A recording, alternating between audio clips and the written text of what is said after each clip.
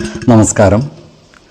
വേദാംഗ ജ്യോതിഷത്തിലെ അമൂല്യമായ അറിവുകളും ആധ്യാത്മിക ജ്ഞാന ഉപദേശങ്ങളും പകർന്നു തരുന്ന പ്രശാന്തം ആസ്ട്രോ ചാനലിലേക്ക് ഏവർക്കും സ്വാഗതം.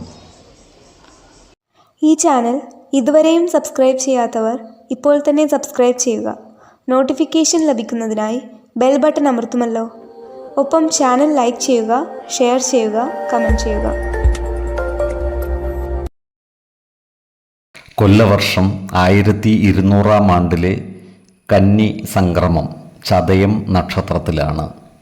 കന്നി 1-ാം തീയതിയിലെ ഗ്രഹനില അനുസരിച്ച് എടവം രാശിയിൽ സർവേശ്വരകാരകനായ വ്യാഴവും, മിഥുനത്തിൽ കുജനും, ചിങ്ങം രാശിയിൽ ബുധനും, കന്നിയിൽ ആദിത്യനും ശുക്രനും കേതുവും, ധനുരാശിയിൽ ഗുളികനും, കുംഭത്തിൽ ചന്ദ്രനും ശനിയും, മീനം രാശിയിൽ രാഹുവും സ്ഥിതി ചെയ്യുന്നു. അശ്വതി നക്ഷത്രത്തിൽ ജനിച്ചവർക്ക് കന്നിമാസം പൊതുവെ ഗുണഫലങ്ങൾ കൂടിയിരിക്കും. ഇവർക്ക് കർമ്മ മേഖലയിൽ കാര്യങ്ങൾ അനുകൂലമായിരിക്കും. ജോലിയിൽ സ്ഥാനക്കയറ്റവും വരുമാന വർധനവും ഉണ്ടാകുന്നതാണ്. സഹകരണ സ്ഥാപനങ്ങളിലും മറ്റും ജോലി ചെയ്യുന്നവർക്ക് പ്രമോഷൻ ലഭിക്കുവാനുള്ള സാധ്യതകൾ കൂടുതലാണ്. അതിനാൽ പ്രമോഷനും മറ്റും അർഹതയുള്ളവർക്ക് അതിനായി അപേക്ഷ സമർപ്പിക്കുന്നതിനും മേലധികാരികളെ കാണുന്നതിനും അനുകൂലമായ കാലവുമാണ്. ഈ നക്ഷത്രക്കാർക്ക് പല കാരണങ്ങളായി മുടങ്ങിപ്പോയ യാത്രകളും മറ്റും നടത്തുന്നതിന് അവസരം ഒത്തുവരുന്നതാണ്. പല മേഖലകളിൽ നിന്നും ഇവർക്ക് സാമ്പത്തിക നേട്ടം ഉണ്ടാകുന്നതുമാണ്.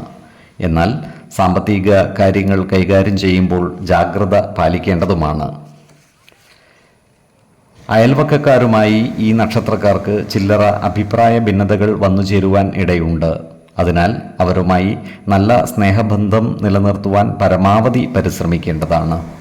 അനാവശ്യമായ ഇടപെടലുകളും വാക്കുതർക്കങ്ങളും ഒഴിവാക്കുവാൻ പരിശ്രമിക്കേണ്ടതുമാണ്. ഈ നക്ഷത്രക്കാരായ വിദ്യാർത്ഥികൾക്കും മറ്റു പഠിതാക്കൾക്കും അനുകൂലമായ കാലമാണ്.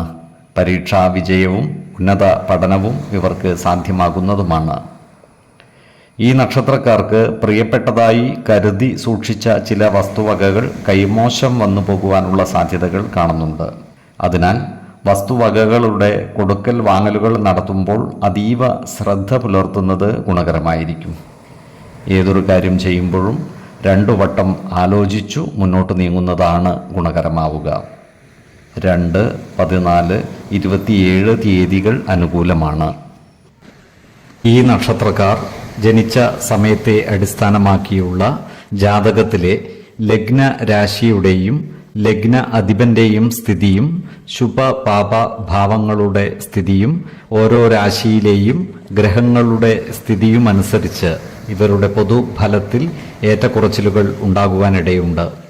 കുടുംബ ദേവതകളെയും ഇഷ്ടദേവതകളെയും ഉപാസിക്കുന്നത് ഇവർക്ക് ആയുരാരോഗ്യ സൗഖ്യമേകും. ഇഷ്ടദേവതാ മന്ത്രം 108 തവണ ദിനംതോറും ലിഖിത ജപം ചെയ്തു വരുന്നത് ഇവർക്ക് സർവ ഐശ്വര്യങ്ങളുമേകും. നല്ല വ്യക്തി സാധനകളോടെയും ഉപാസനകളോടെയും മുന്നേറിയാൽ സർവേശ്വരാനുഗ്രഹത്താൽ ഇവരുടെ സർവകാര്യങ്ങളും മംഗളകരമാകും. നന്ദി, നമസ്കാരം. ജ്യോതിഷരത്നം പ്രശാന്ത് കണ്ണോം.